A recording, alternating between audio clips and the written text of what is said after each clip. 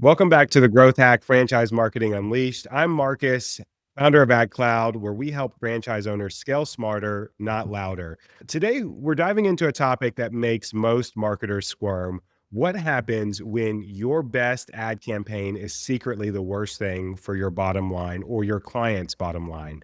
We're talking about the kind of campaign that Meta loves or Google loves, the kind your dashboard says is crushing it, but that in reality, it's flooding in these low cost, low conversion leads that aren't becoming lifetime customers, clients, or members. And joining me to unpack all of this is our creative director, Mackenzie.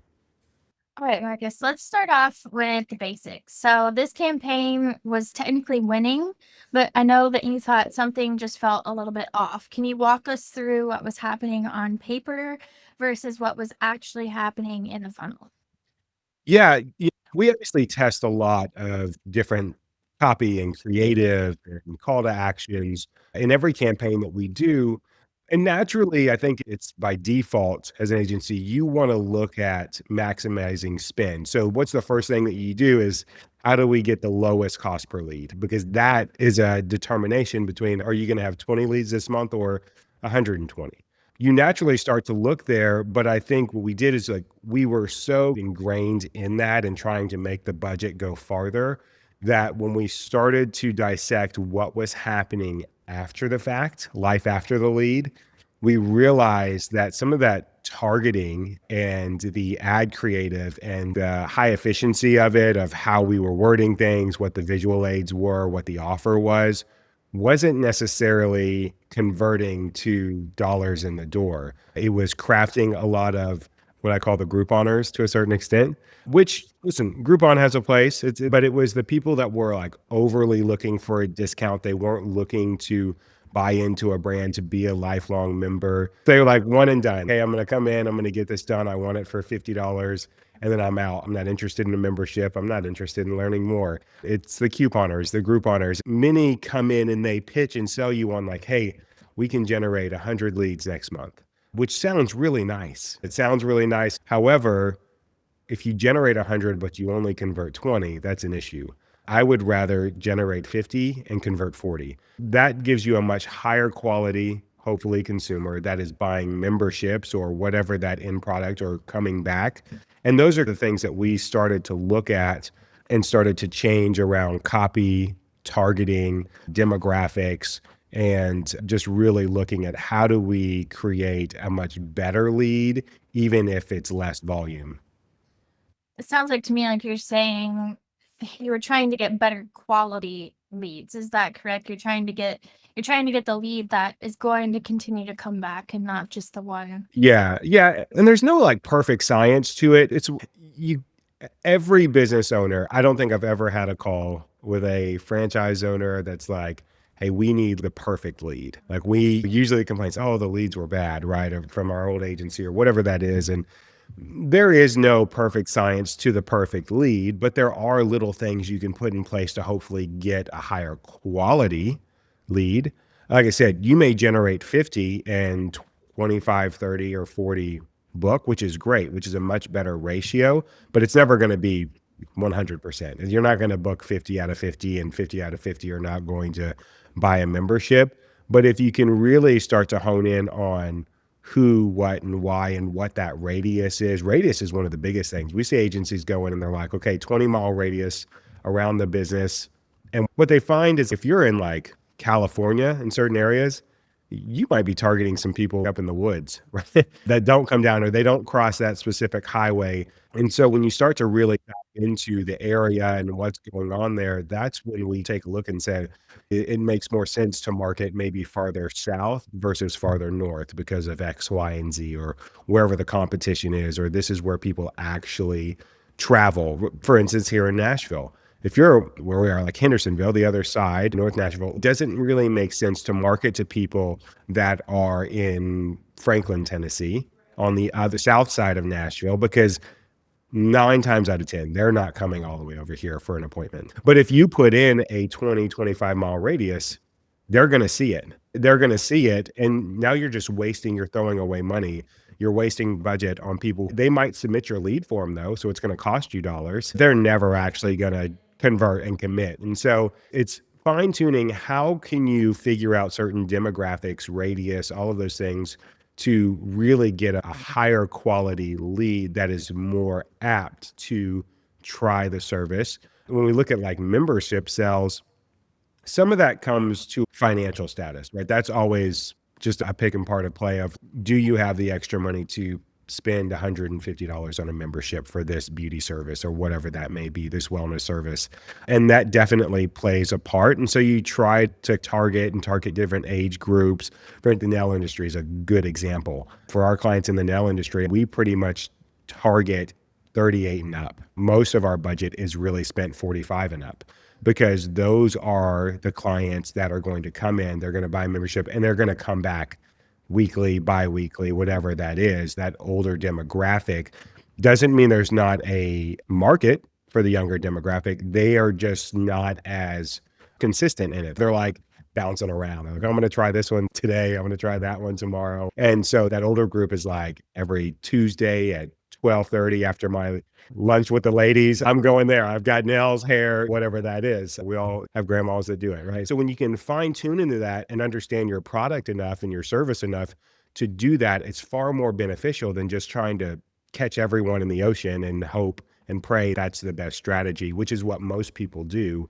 They're like, we want everyone. Our audience says it's 300,000 people. Listen, there's no chance that you're going to get all those people in. It's better to have an audience of 80,000 people, maybe even smaller, depending on your service, and really hone in on those. So a lot of times when we launch campaigns now, like we'll start with a 5-mile radius.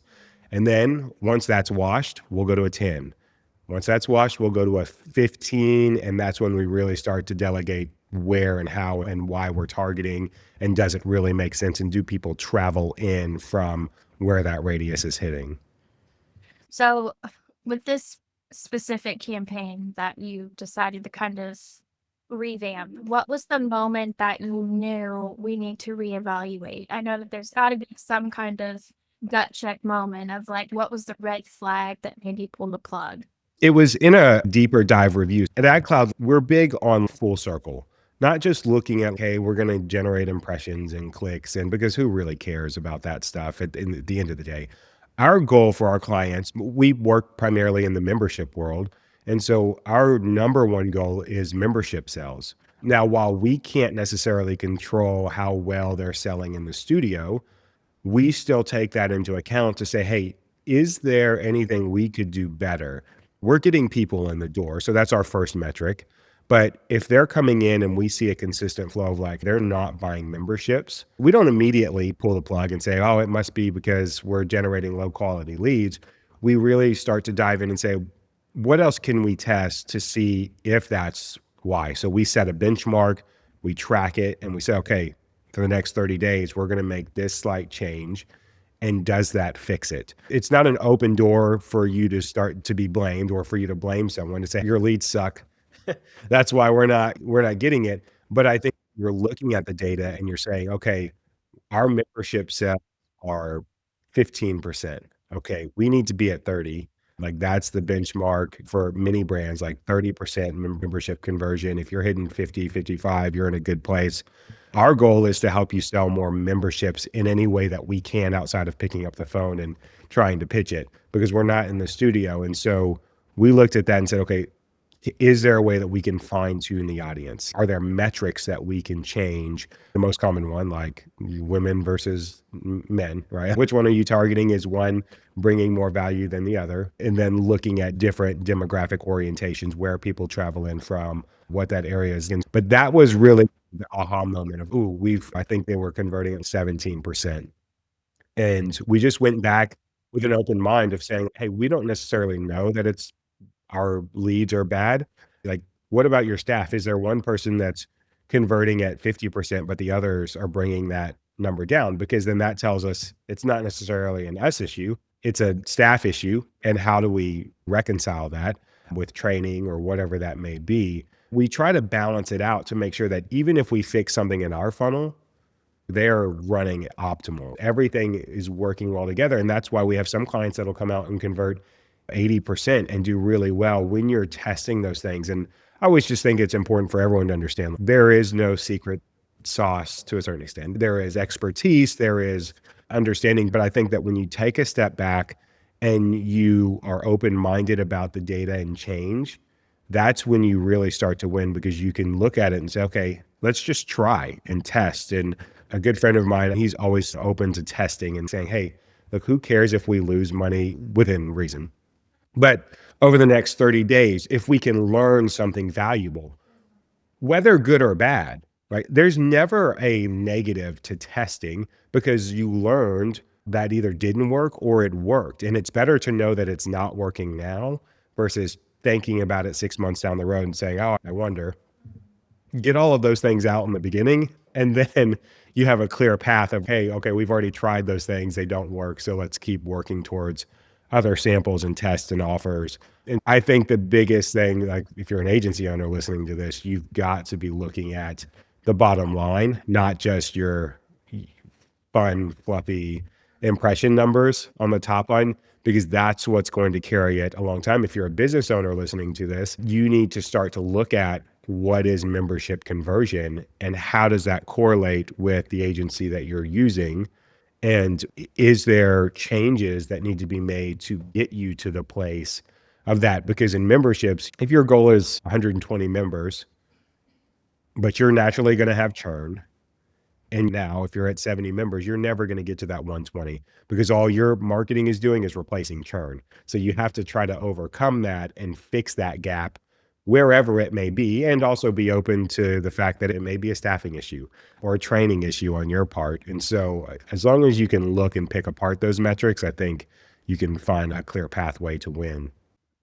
So let's talk about from the client's point of view, because I'm assuming this has to be something that you're probably discussing with the client. Maybe they see the campaign as a winner or successful, and then all of a sudden you call and say, we're going to scrap this and try something else. How exactly does that go? Yeah, you hope that most clients have enough faith and trust that you've built a good enough rapport that they're like, hey, you're the expert. And I would say that most of our clients are that way. Now, there are some that you have to talk off a cliff here and there, but I would say that most have enough faith and trust. Listen, everyone is going to be an expert in certain things. You wouldn't expect, like in med, a doctor, right? I want you to be like an expert surgeon, right?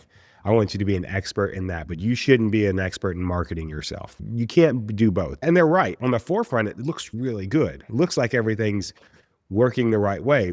But if you pick it apart, you start to uncover little nuances. And I think that's truly what makes the difference in really successful locations and brands and ones that just skate by and then ones that end up flopping 2 years down the road is by looking at those minor details because we can go into relatively any brand and generate revenue. Is that revenue going to be marathon oriented that it will take you for the next 10 years? That is found in the small details.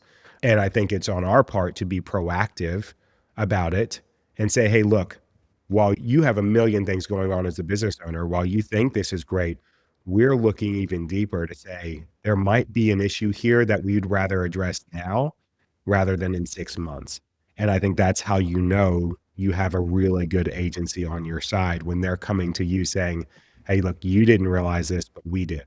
How do we fix that? Because I think that any business owner would understand that no one has all the answers. Everything's trial and error. Every business launch is trial and error.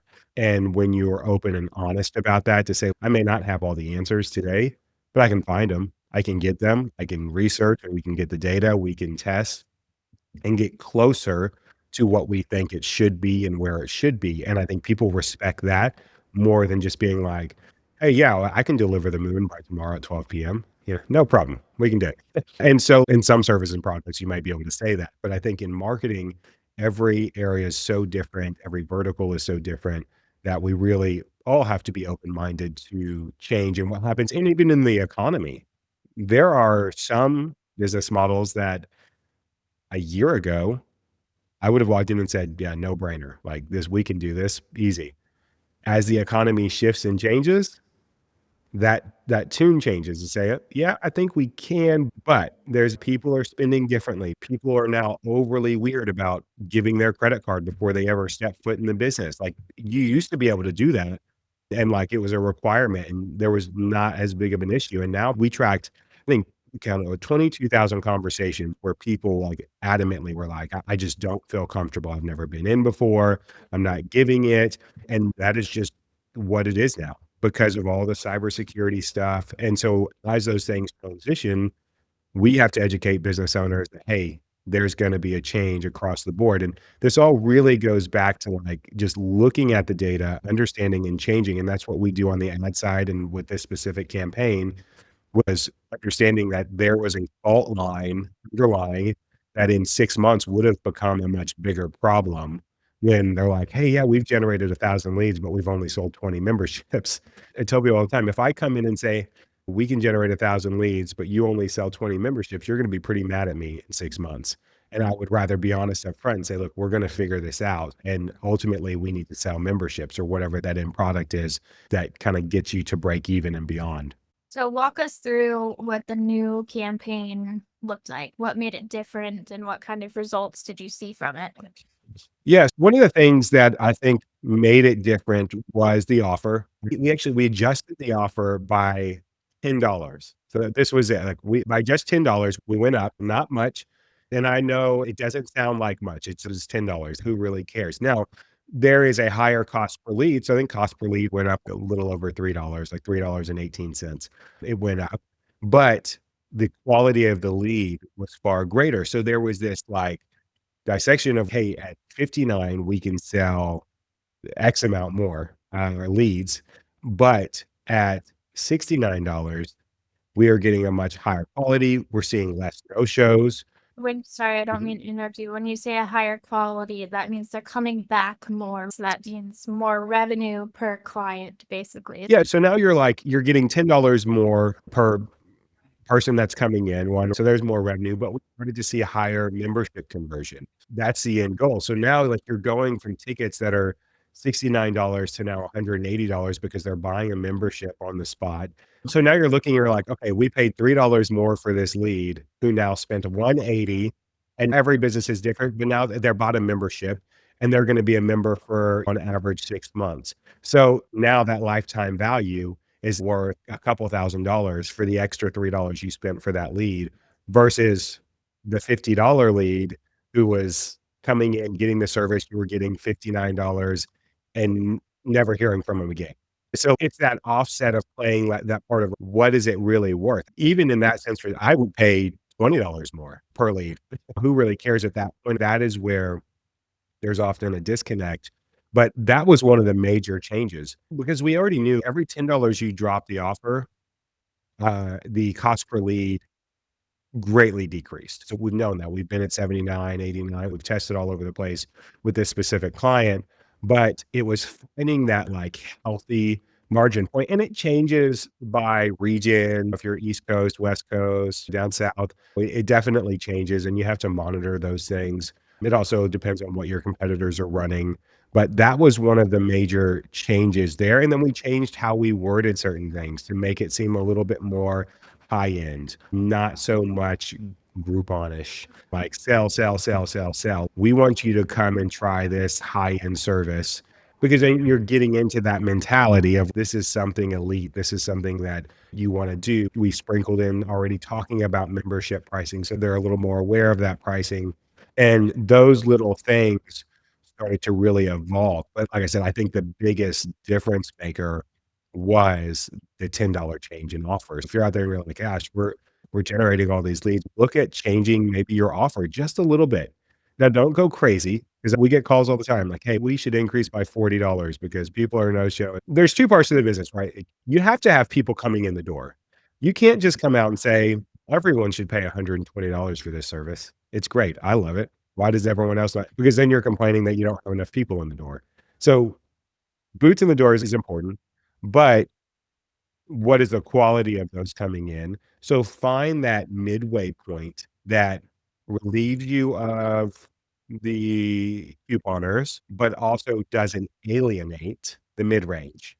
because you will get some higher range ones that are like, yeah, I'm going to do this. But that percentage is far smaller. I was just having a conversation with a brand that's in the youth enrichment space, and they do classes where they can come in and cook and things for kids. Right. But a lot of the locations require you have to pay up front and have the kid come and try it. And then they try to sell you on this recurring package or membership. But like for that concept, you are far better off. You're going to run the class, like you're going to be there. Whether there's 2 people or 50 people, you've got to run this initial class anyway. Now, this solely applies to like the youth kids area because there's a little hook that I'm going to explain. But when you come in, it's a good, just offer it for free. My daughter went and flipped pancakes at one of these things one day. She talked about it for weeks.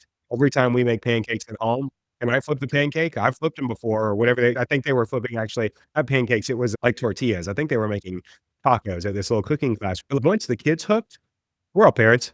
We'll pay for anything. We're all a bunch of suckers. Offer a free class and have that class full of 50 kids. 90% of them, unless one of them gets burned or sets their hair on fire, are gonna really enjoy that class, and then the parents are like, "Yeah, I wanna do this." Whereas, like, you're trying to charge up front on social, like, you're running an ad and you're like, "Hey, it's $25 or $50 to come to this class." Now you're trying to sell the parent on it. The goal is not to sell the parent on it, it's to sell the child on it, who's not on social scrolling. It's a no-brainer if you're like, "Hey, free class," the parents, "Yeah, we need something to do.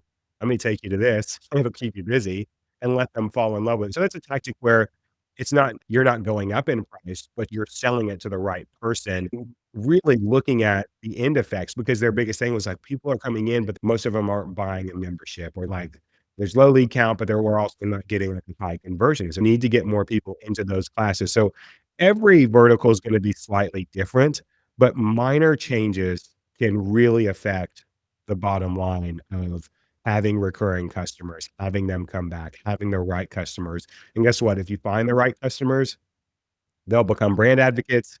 They'll refer the right customers to you, and it becomes a lot easier. And so it really matters how you dissect that and change that going forward. So let's end with what is your advice to marketers that are still chasing that low cost per lead like it's the holy grail? Because I know platforms can reward cheap clicks, but cheap leads don't build businesses. So, what should performance marketers be watching instead? But here's the thing, just because Meta says your ad is winning doesn't mean your business is or your client's business is. Lead quality beats lead quantity every time. And I think that if you're sitting on a campaign that feels wrong, even though the numbers look right, and it might be a little easier for you to manage. Trust your gut. Just check it. Don't let vanity metrics tell your story of the revenue. You have to look at the data, you have to dissect that and understand how it's affecting all the way down the line so that you can make better decisions and scale. Thanks for listening to the Growth Hack Franchise Marketing Unleashed. If this episode helps shift your mindset around ad performance, go ahead and hit follow, leave us a review, send it to the one friend who's still high fiving their CPM without checking who's actually converting. And we'll see you next week.